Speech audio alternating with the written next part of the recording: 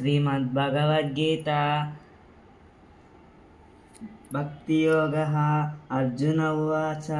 एवं सततयुक्ता ये भक्तास्त्वां पर्युपासते ये चाप्यक्षरमव्यक्तं तेषां के योगवित्तमाः मय्यावेश्य मनो ये मां नित्ययुक्ता उपासते श्रद्धया परयोपेतास्ते मे युक्ततमा मताः ये त्वक्षरमनिर्देश्यम् अव्यक्तं पर्युपासते।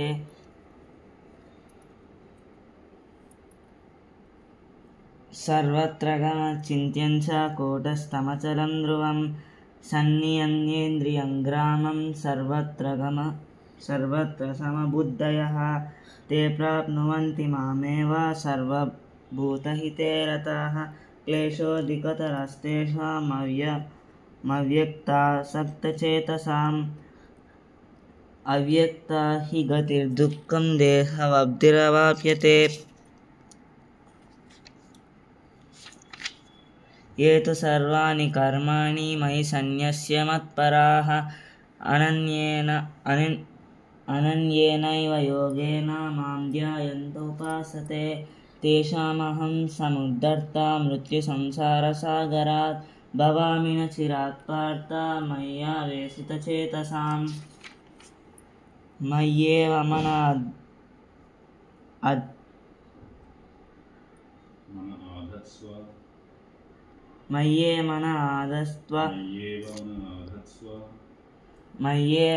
आदस्त्व मयि बुद्धिर्निवेशय निवशिष्यति मय्येव अत ऊर्ध्वं न संशयः अत चित्तं समादातुं न शक्नोषि मयि स्थिरम् अभ्यासयोगेन ततो मामिच्छाप्तुं धनञ्जयः अभ्यासेऽप्यसमर्थोऽसि मत्कर्म परमो भव मदर्थमपि कर्माणि कुर्वन् सिद्धिमवाप्स्यसि अदैतदप्यशक्तोषि कर्तुं मद्योगमाश्रितः सर्वकर्मफलत्यागं ततः कुरु यथात्मवान् श्रेयो हि ज्ञानमभ्यासात् ज्ञानात् ज्ञानमिशिष्यते ध्यानात्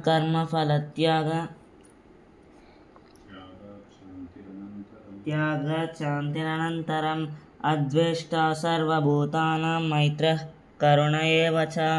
निर्ममो निरहङ्कारः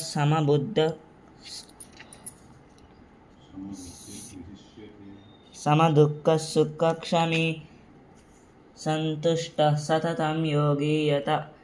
यतात्मा दृढनिश्चयः मय्यर्पितमनो बुद्धिर्यो मद्भक्तः स मे प्रियः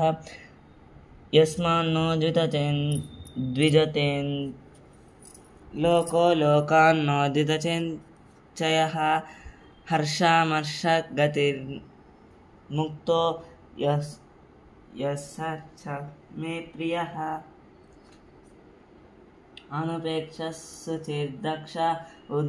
उदासीनो गतव्यतः सर्वारम्भपरित्यागी मद्भक्तः स मे प्रियः यो न हृष्यति न द्वेष्टि न शोषति न काङ्क्षति शुभपरित्यागी भक्तिमान् यः स मे प्रियः समशत्रौ च मित्रे च तदा मानापमानयोः शीतोष्णसुखदुःखेषु समः सङ्गविवर्जितः तुल्या निन्दास्तुतिर्मौनी सन्तुष्टो येन केनचित् अनिकेतस्थिरमतिः भक्तिमान् मे प्रियो नरः ये तु धर्मामृतमिदं यदोक्तं पर्युपासते श्रद्धदानां मत्पराणां भक्तास्तेतीव मे प्रियाः।